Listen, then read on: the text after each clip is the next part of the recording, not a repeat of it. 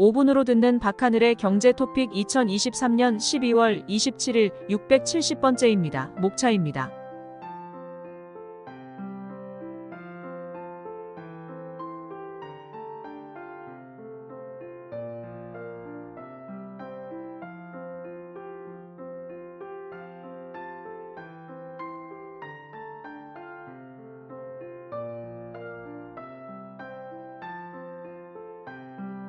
더인포메이션 정보통신 매체는 구글이 3만 명에 달하는 광고 판매 부문에 대규모 개편을 계획하고 있으며 개편 결과에 따라 수만 명이 직장을 잃을 수 있다고 밝혔습니다.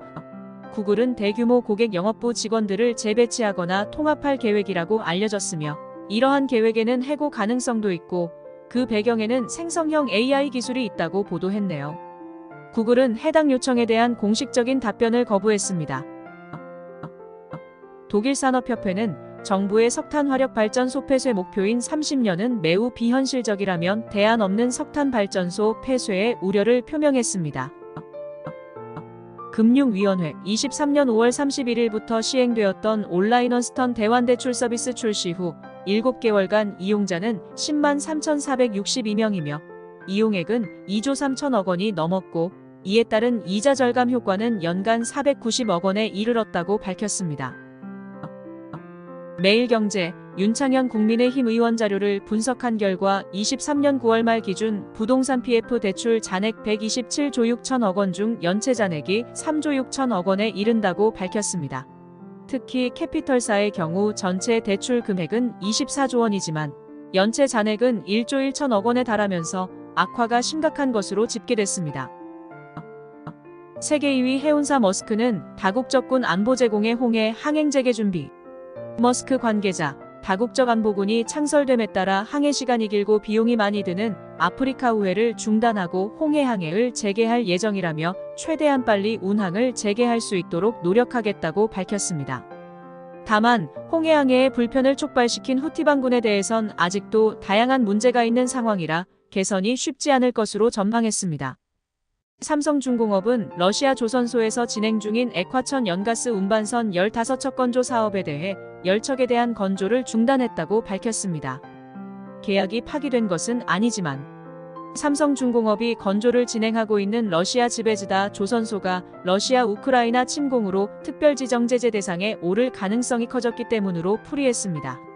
삼성중공업이 시행하고 있는 건조 사업은 북극 LNG에 투입될 쇠빙 LNG 운반선으로 총 계약금 4조 원이 조금 넘는 것으로 알려졌습니다. 이러한 상황이라 중국 2곳, 프랑스, 일본 기업 등이 LNG 사업 자금 조달 및 구매 계약 파기 의사를 밝히는 등 러시아의 LNG 생산에 다소간 차질이 있을 것으로 전망했습니다. 한국거래소 24년부터 연문공시 서비스를 제공. 금융위원회는 앞서 외국인 투자자의 자본시장 접근성 제고 방안을 통해 24년부터 대규모 코스피 상장사가 중요 정보 공시에 대해 국문공시 제출 후 3일 내 영문공시도 제출하도록 의무화한 바 있습니다.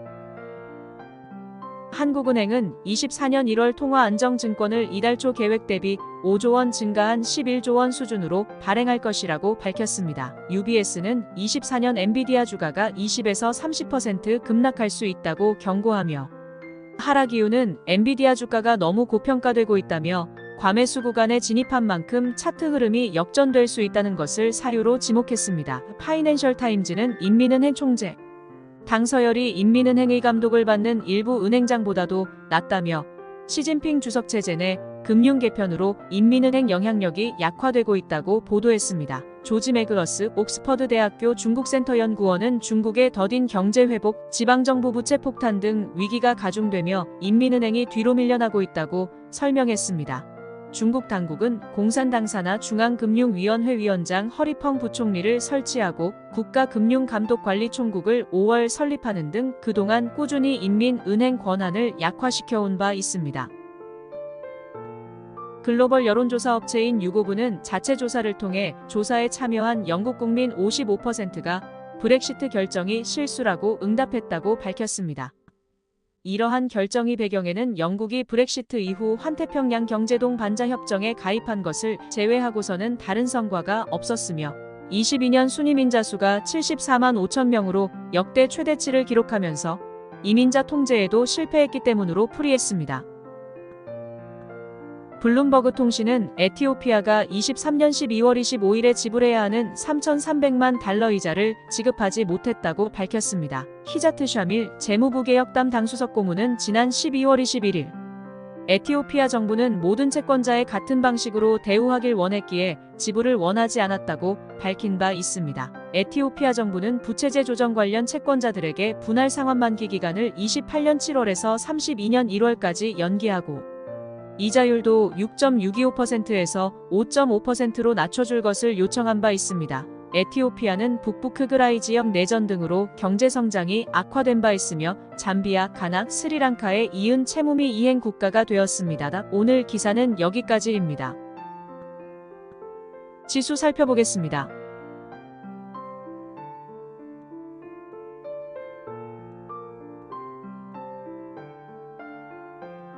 경제용어 고정이 하여신에 대해서 알아보겠습니다.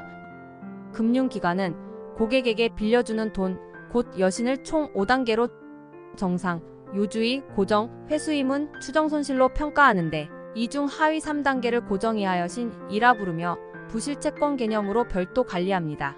고정이하여신은 은행의 문제 여신 보유 수준을 나타내는 건전성지표로 평가되어 22년 기준 은행이 빌려준 총 여신 2,532조 4천억 원 중 고정이하여신은 10조 1천억 원으로 비율로는 0.4%를 기록한 바 있습니다. 오늘 즐겁고 보람찬 날 되십시오.